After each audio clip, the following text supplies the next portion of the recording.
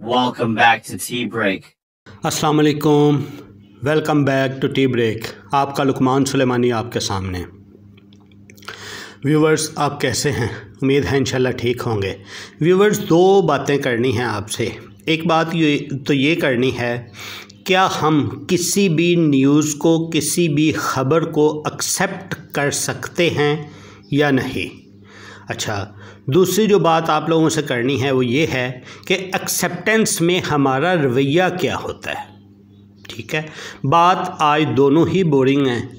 मुझे लग रहा है कि आप लोग यही समझ रहे होंगे कि बहुत बोर चीज़ है तो हम इसको छोड़ते हैं और निकलते हैं।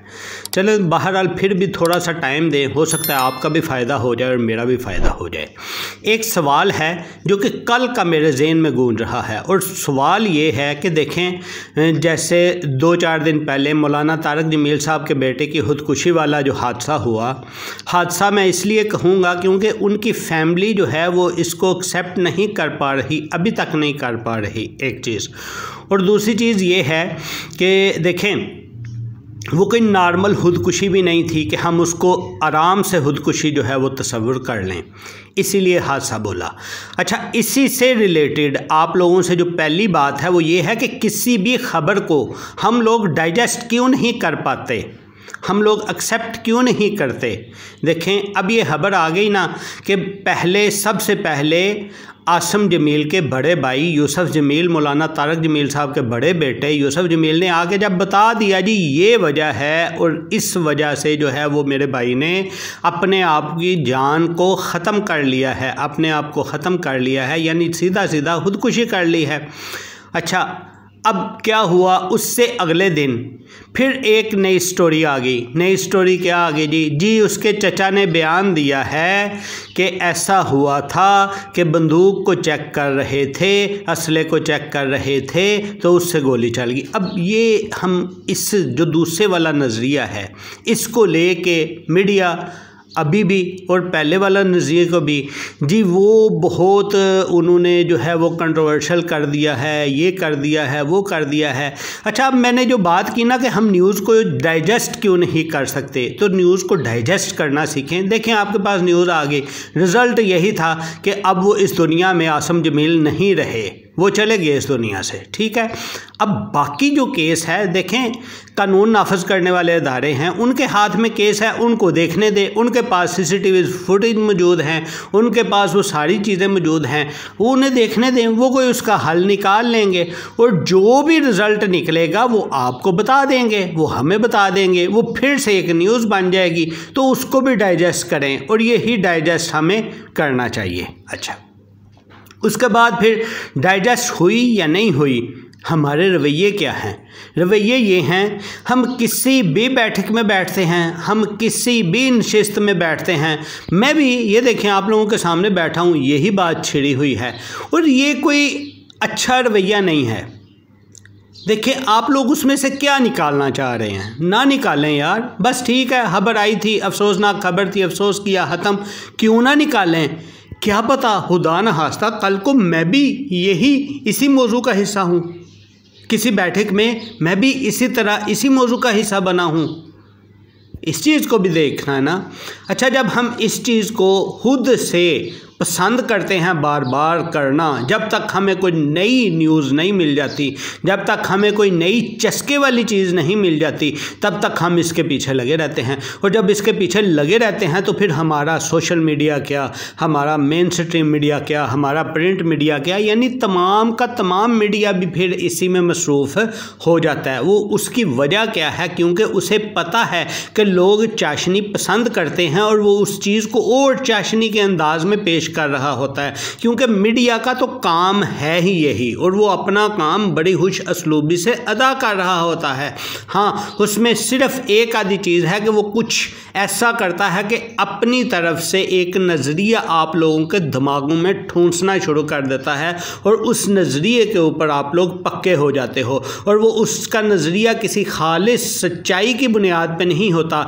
मीडिया जो भी नज़रिया आपके दिमागों में ठूंसना चाहता है वो नज़रिया उसको या किसी की तरफ से दिया गया होता है या कोई टास्क दिया गया होता है। अगर टास्क नहीं भी मिला होता तो खुद से, क्योंकि अब देखें सेकुलरिज्म को प्रमोट करने वाला तो मीडिया सेकुलरिज्म की तरफ जाएगा।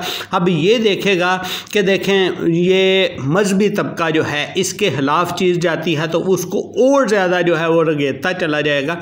ये एक ट्रेंड है जो बना हुआ है। हमें बहरहाल अपने रवैयों को भी देखना चाहिए कि कोई भी न्यूज़ आए हम उसको डाइजेस्ट करें, डाइजेस्ट करने के बाद बस उसी को जो है वो अब आगे किसी चीज़ को डिस्कस कर लें, किसी पॉजिटिविटी को डिस्कस कर लें, किसी अपने फ्यूचर की एक्टिविटी को डिस्कस कर लें। अब देखें कल हमारी एक बात हो रही थी एक मजलिस के अंदर, बात ये हो रही थी, कहते हैं जी वो फ़लाँ रोड आपने देखी है। मैंने कहा जी बिल्कुल मैंने देखी है फ़लाँ रोड। उस फ़लाँ रोड के ऊपर पता है आपको क्या होता है? मैंने कहा नहीं मुझे नहीं पता। कहते हैं जितनी फैक्ट्रियाँ हैं वो सारी बैटरी रेप्लिका बना रही हैं जी। ये बड़ा अच्छा लफ्ज़ अब आ गया ना, रेप्लिका बना रही हैं।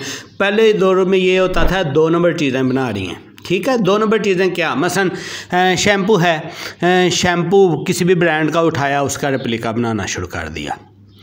किसी भी चीज़ का आपने, ये शैम्पू तो दूर की चीज़ है, बेकरीज़ खाने वाली आइटम आपकी ब्रांड की, बेकरीज़ के ब्रांड की जो बेकिंग आपके पास हैं उनकी रेप्लिका बन के मार्केट में आ जाती हैं। फिर आपकी सॉफ्ट ड्रिंक्स की रेप्लिका बन के मार्केट में आ जाती हैं। फिर इसी तरह आपकी स्वीट्स मिठाइयाँ उनकी रेप्लिका बन के मार्केट में आ जाती हैं।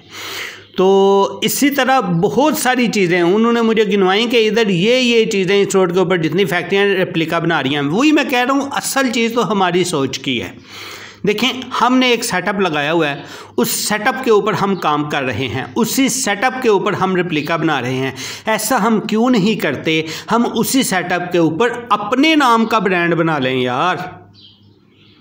अब अपना ब्रांड रजिस्टर करवा लें, अपनी फूड अथॉरिटी से रजिस्टर करवा लें, अपनी क्वालिटी इंश्योरेंस से रजिस्टर करवा लें, अपनी आप ट्रेड इंश्योरेंस हासिल करें। ऐसा क्यों नहीं करते हम लोग? ये हमारे रवैये किधर हैं? इसीलिए तो यही हुआ ना कि अभी इसराइल और गज़ा का वाक़या था। चलें हम और कुछ नहीं कर सकते, इसराइली प्रोडक्ट की हम क्या करते हैं, बाइकाट करते हैं। उससे हमें क्या पता चला कि जितनी भी पाकिस्तान में प्रोडक्ट हैं मोस्टली वो है ही इसराइली हैं। तो हम बाइकाट करें तो बाद में इस्तेमाल क्या करें? ठीक है ना। तो इस चीज़ को आप लोग अपने रवैये चेंज करें। ये नहीं कि हमारे पास किसी चीज़ की कमी है, कोई कमी नहीं है। अब जो फैक्ट्रियाँ लगी हैं रेप्लिका बना रही हैं, पूरा सेटअप है ना उनके पास, अपना ब्रांड बनाएं। थोड़ी देर सब्र कर लें, आपका ब्रांड इंट्रोड्यूस हो जाएगा, आपके नाम से चलेगा, आपको रेप्लिका बनाने की ज़रूरत ही नहीं। आप अपना ओरिजिनल बना के बेचें। क्यों आप लोग, मसलन हेड एंड शोल्डर है, ये जी वो कंपनी है जी इसराइल की, यहूदियों की कंपनी है, ठीक है, यहूदियों की इसराइल की कंपनी है, तो क्या हमने उसी की रेप्लिका बना के, यार उसके अल्टरनेट आप अपना ब्रांड इशू करो लोकल, आप उसी की रेप्लिका बना के मार्केट में भेज रहे हो। अच्छा फिर रेप्लिका ये भी नहीं कि कोई क्वालिटी में फ़र्क है, वो चेक करने वाले वो ये बताते हैं, कहते हैं यार कि क्वालिटी में उससे बेहतर परफॉर्म कर रही हो रही है।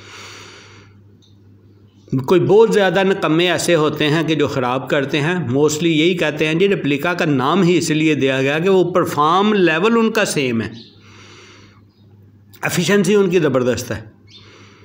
चलें जी, अब बहुत सारी बातें होंगी लेकिन इसी के साथ ही एक छोटा सा पैगाम भी है। पैगाम ये है कि देखें आज पहली है 1 नवंबर है, इसी तरह मंथ के शुरू में हम लोग शॉपिंग करते हैं और शॉपिंग में ये ख्याल कीजिएगा कि इस दफ़ा की महाना की शॉपिंग में हम इसराइली चीज़ों को बाइकाट करके लोकल चीज़ों को लें। हाँ अगर क्वालिटी का कुछ इशू है तो क्वालिटी पे कंप्रोमाइज़ कर लें, लेकिन मुसलमानों का साथ ज़रूर दें, इंशाल्लाह आपको कुछ भी नहीं होगा। ठीक है, ये ज़रूर कीजिएगा। चैनल को सब्सक्राइब कीजिएगा, बेल के बटन को ऑन कीजिएगा, लाइक एंड शेयर भी करना मत भूलिएगा। हाँ एक और चीज़ मैं आपको इधर बताता जाऊँ कि हमारी वीडियो जो है वो 15 से 20 मिनट के दरमियान हुआ करती थी, इसको हमने शार्ट करके 10 मिनट तक लेके आए हैं। लेकिन उसमें अब मैं देख रहा था, एनालिटिक्स चेक कर रहा था कि लोगों का थोड़ा सब बड़ा है रुझान हमारी वीडियो देखने की तरफ। अब एवरेज जो है वो 6 से 7 मिनट वीडियो हमारी देखी जाती है। पहले 2 से 3 मिनट देखी जाती थी, अब जो 6 से 7 मिनट देखी जा रही है, इसका मतलब है हम वापस 15 से 20 मिनट वाले अपने उस सेटअप में जा सकते हैं। तो ठीक है, आइंदा हम कोशिश करेंगे कि वीडियो की लेंथ जो है वो थोड़ी ज़्यादा हो, क्योंकि आप लोगों की दिलचस्पी का हमें ख्याल रखना पड़ता है। पहले आप लोगों की गैर दिलचस्पी का ख्याल रख के हमने कम किया था। मिलते हैं जी नेक्स्ट वीडियो में, अपना बहुत सा ख्याल रखिए। अल्लाह हाफिज़।